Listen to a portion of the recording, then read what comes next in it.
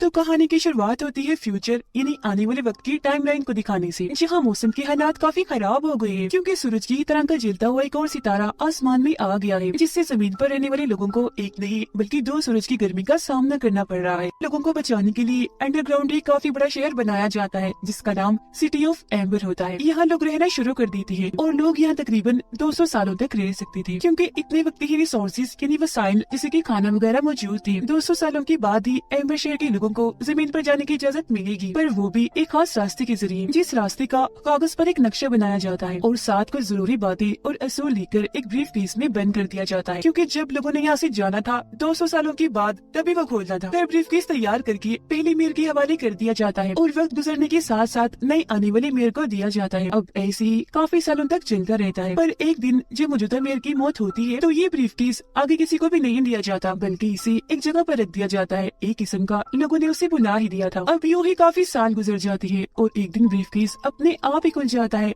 अब हम एम्बर शहर की मौजूदा सूरत हाल को देखते हैं जो अब एक जनरेटर पर चल रहा है, पर मुसीबत ये जनरेटर भी जल्दी खराब होने वाला है। साथ ही खाने पीने का सामान भी काफी तेजी से खत्म होता जा रहा था। एम्बर शहर में हमें एक स्कूल दिखाया जाता है जहाँ जब सारे बच्चे अपनी पढ़ाई पूरी कर लेती है तो एक पार्टी रखी जाती है जिसमें हर एक बच्चे को एक पर्ची निकालनी होती है। पर्ची पर बहुत सारी जॉब्स के बारे में लिखा हुआ था और जो पर्ची जिस बच्चे के हिस्से में आएगी उसे वही जॉब करनी होगी सारी जिंदगी। इसमें हर तरह की छोटी से बड़ी जॉब शामिल की गई थी और सबसे ज्यादा जिस जॉब की पर्चियां डाली गई थी वो जनरेटर की मैकेनिक की थी। अब यहाँ हमें जॉन नाम का एक लड़का दिखाया जाता है जो अपने डैड की तरह जनरेटर का मैकेनिक बनना चाहता था, पर उसके हिस्से में जो पर्ची आई थी उस पर पोस्ट ऑफिस लिखा हुआ था, मतलब वो डाकिये की जॉब करेगा। यही हमें एक लड़की भी दिखाई जाती है जिसका नाम लीना होता है जो जून की काफी अच्छी दोस्त थी। उसके हिस्से में पाइप्स का काम करने की जॉब आती है, लेकिन उसका सपना हमेशा से डाकिया बनने का था, तो इसीलिए डून उसके साथ अपनी पर्ची बदल लेता है। डाकिया बनने की खुशी में भागी भागी लीना अपने घर जाती है जहाँ उसकी दादी थी, वो भी लीना के साथ उसकी खुशी में खुश थी। वो यहाँ लीना को उसके डैड का मैसेज याद करवाती है। दरअसल मरने से पहले उसके डैड ने इस शहर और बाहरी दुनिया के बारे में काफी साफ साफ मैसेज छोड़ा था और साथ ही ब्रीफकेस के बारे में भी जिक्र किया था, पर लीना ने कभी भी इस पर ध्यान नहीं दिया क्योंकि उसका मानना था कि ये सब फजूल है। अगले दिन वो काम पर जाती है, काफी खुश थी और बड़े अच्छे से अपना काम कर रही थी, पर तभी अचानक शोर मचने लगता है। वो जब बाहर चेक करने आती है तो कुछ लोग एक आदमी को मार रहे थे क्योंकि उसका कहना था कि इस शहर का जो अंधेरे वाला हिस्सा है जो सबका जाना मना है, मैंने वहाँ एक काफी बड़ा कीड़ा जो क्रिएचर बन गया था उसे देखा, पर किसी को भी उसकी बातों का यकीन नहीं था। सब पागल समझकर उसे मार रहे थे। लेकिन यहाँ पर लीना को उस क्रिएचर का सींग मिल जाता है जिसे उस आदमी ने फेंक दिया था, तो ये उसे अपने पास रख लेती है। डून भी काम पर जाता है, पर यहाँ उसका बॉस काफी गुस्से वाला था, उससे बहुत मुश्किल काम करवाता है। डून अपने बॉस को कहता है कि मैं पाइपलाइन को ठीक करना चाहता हूँ जो खराब है, पर उसका बॉस ये कहते हुए मना कर देता है कि रहने दो, तुम नहीं कर पाओगे क्योंकि तुमसे पहले भी बहुत सारे लोगों ने कोशिश की पर कुछ नहीं हुआ। वो फिर डून को एक मरे हुए वर्कर का हेलमेट देकर काम पर लगने का कहता है, पर क्योंकि पाइपलाइन की मसले को उसने ठीक करना था कैसे भी करके, तो वो चोरी चोरी अपने बॉस की जीप से पाइपलाइन का नक्शा चुरा लेता है। उसके जरिए इस पूरी जगह को चेक करते हुए वो काफी आगे चला गया था। वो फिर कमरा नंबर 351 के बाहर पहुंचता है जहां सबका जाना मना था और यहाँ आकर तो उसकी लगन और बढ़ जाती है। साथ ही वो काफी हैरान भी था क्योंकि इस तरह का कोई भी कमरा नक्शे में था ही नहीं, तो इसीलिए वो अपनी खोज जारी रखता है। ये पाइपलाइंस काफी बड़ी थी, कोई भी नहीं जानता था कि ये कहाँ तक जाती है। आगे बढ़ते हुए वो एक ऐसी जगह पर पहुँचता है जहाँ पर खाना रखा जाता है, पर वो ये देखकर काफी घबरा जाता है कि खाना काफी हद तक खत्म हो गया है। तभी इधर फोर्ट गार्ड जो यहाँ की रखवाली करता है वो डून को गले से आकर पकड़ लेता है क्योंकि यहाँ तक आना सबका मना था। वो उस पर गुस्सा कर ही रहा था कि तभी अचानक जनरेटर बंद हो जाता है और धीरे धीरे करके पूरे शहर की लाइट चली जाती है।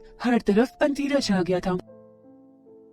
अब जनरेटर को फिलहाल तो ठीक कर लिया जाता है, पर सब जानते थे कि वो ज्यादा टाइम तक चलने वाला नहीं है। इसी रात लीना अपनी दादी के घर जाती है और उनसे उस ब्रीफकेस के बारे में पूछती है। दरअसल जब भी ब्रीफकेस का सिलसिला चल रहा था तो लीना की दादा भी मेयर थे और उनकी ही मौत होने के साथ ये ब्रीफकेस आगे किसी मेयर को भी नहीं दिया गया। वो ब्रीफकेस को ढूंढती है जो उससे मिल तो जाता है, पर वो नहीं जानती थी कि आखिर इसके साथ करना क्या है। अगले दिन जब लीना मेयर के पास जाती है तो वो खाने के डिब्बे छुपा रहा था जिसे वो देख चुकी थी। मेयर यहाँ लगी कुछ तस्वीरें लीना को दिखाता है जिसमें उसकी दादा की तस्वीर भी थी और उन्होंने ये ब्रीफकेस पकड़ा हुआ था। अब उन लोगों के ऊपर हालात खराब होने लगती है क्योंकि अब उन्हें खाने पीने और दवाइयों की तंगी से गुजरना पड़ रहा था। अब लीना डून से मिलती है और उसे वो सींग देती है जो उसी बड़े कीड़े यानी क्रिएचर का था जिसे आदमी ने फेंक दिया था। डून सींग लेकर अपने डैड की मदद से पता लगवाता है कि ये असली है या नहीं। उसके डैड के पास काफी जानकारी थी इस बारे में, पर उन्हें भी समझ नहीं लगती कि आखिर किसी कीड़े का सींग इतना बड़ा कैसे हो सकता है। वो फिर डून की मदद करने से इनकार कर देती है क्योंकि वो नहीं चाहते थे कि वो इस शहर के बारे में ज्यादा खोज करे। उसके डैड शायद से भी कोई मदद ना मिलने पर लीना उसे वो ब्रीफ केस दिखाती है जिसमें से एक फटा हुआ कागज का टुकड़ा,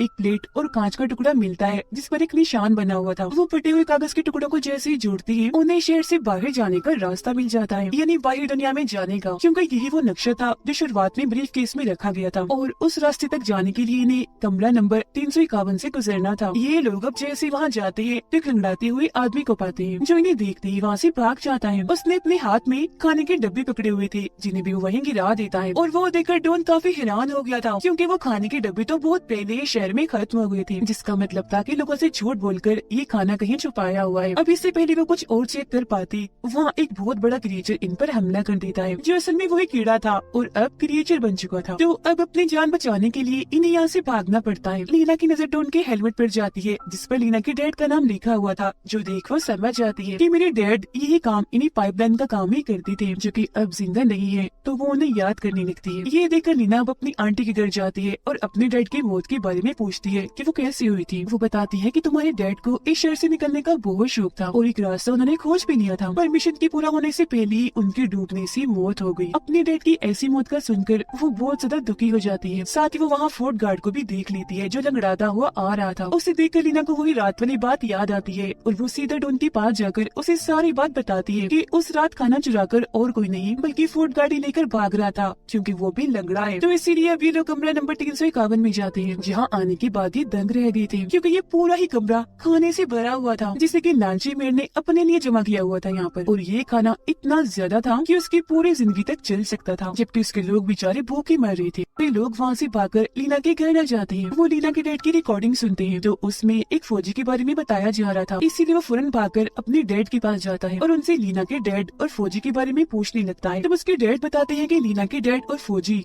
मिशन में एक साथ थे, पाइपलाइंस का ही काम करते थे, पर कभी भी अपने मिशन में कामयाब नहीं हुए, बल्कि लीना के डैड के साथ साथ उनके बहुत सारे साथियों की भी मौत हो गई, उस फौजी की भी। इसीलिए मैंने कभी तुम्हें इस मिशन के बारे में नहीं बताया, बल्कि हमेशा मैकेनिक और पाइपलाइन के काम से दूर रखने की कोशिश की। अब डॉन अपने डैड की परेशानी समझ तो जाता है, पर उसे कैसे भी करके अब इस मिशन को पूरा करना था, यानी कि यहाँ से खुद भी निकल कर और बाकी लोगों को भी निकाल कर। उधर लीना मेरे को बेनकाब करने की कोशिश करती है, यानी कि वो कितना बड़ा लालची है सबके सामने लाना चाहती थी, लेकिन बेचारी पकड़ी जाती है। उसे खुद मेर नहीं पकड़ा था, लेकिन तभी यहाँ की लाइट्स बंद होना शुरू हो जाती है, जिस चीज का फायदा उठाकर लीना मेरे का बैग चुरा कर भाग जाती है, जिस वजह से लीना और डॉन दोनों को क्रिमिनल यानी अपराधियों की लिस्ट में टॉप पर डाल दिया जाता है। वो लोग अब मेर के बैज और ब्रीफकेस से मेरे कांच के टुकड़े को एक साथ जोड़ते हैं, जिससे वो मुकम्मल हो गया था और उस पर वो निशान बन गया था जो जनरेटर रूम के दरवाजे पर भी बना हुआ था। उन्हें लगता है कि शायद ये उस कमरे की चाबी है। वो कमरा नहीं खुलता। फिर जब नक्शे पर लिखी गई जरूरी बातों को लेना पड़ती है तो उसे पता चलता है कि उन्हें एक अलमारी को हटाना है, और अब जैसे वो अलमारी हटाती है अंदर एक खुफिया जगह पर बहुत सारी अलमारियाँ पड़ी हुई थी। वो फिर दूसरे सोल को पढ़ती है तो उसके मुताबिक व्हील को घुमाने लगती है, जिससे सारी अलमारियाँ एक तरफ और जनरेटर रूम एक तरफ हो जाता है। एक खुफिया दरवाजा जैसे खुलता है ये एक और अंडरग्राउंड शहर में आप पहुँचते हैं। यहाँ एक लंबी सी नदी मशीनरी के एक बहुत ही बड़े टुकड़े के साथ जुड़ी हुई थी। दरअसल ये सारी अलमारियाँ यहाँ इसलिए नहीं थी कि इनमें सामान रखा जाएगा, बल्कि इसमें बैठकर लोग यहाँ से जाएंगे।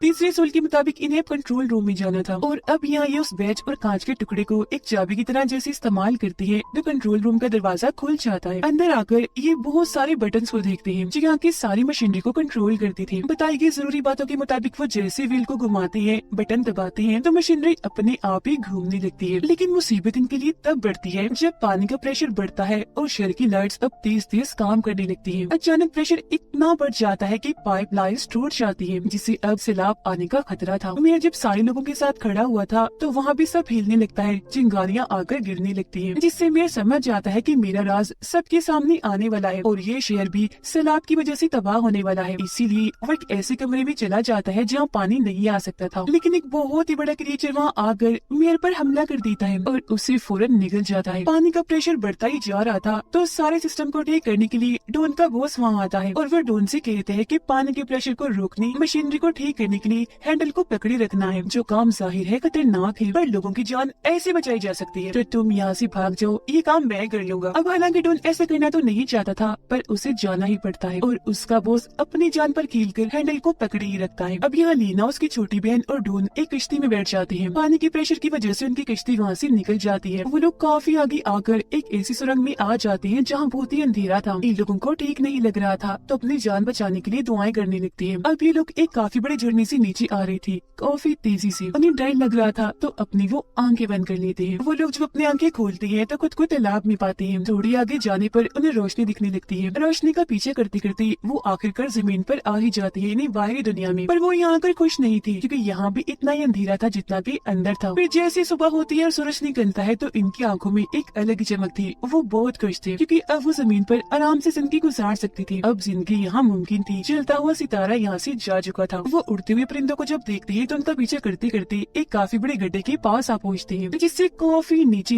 एम्बर शेर को वो देख पा रहे थे। लेकिन फासला इतना ज्यादा था कि इनकी आवाज वहाँ नहीं जाती। तभी इन्हें एक आइडिया आता है। लीना उस रास्ते का नक्शा एक पत्थर पर बांधकर नीचे फेंक देती है, जिसे ढूंढ के डैड उठा लेती है और इस तरह से सारे लोग वहाँ से बाहर दुनिया में आकर बैठ जाते हैं। इसी के साथ ही कहानी इधर ही खत्म हो जाती है।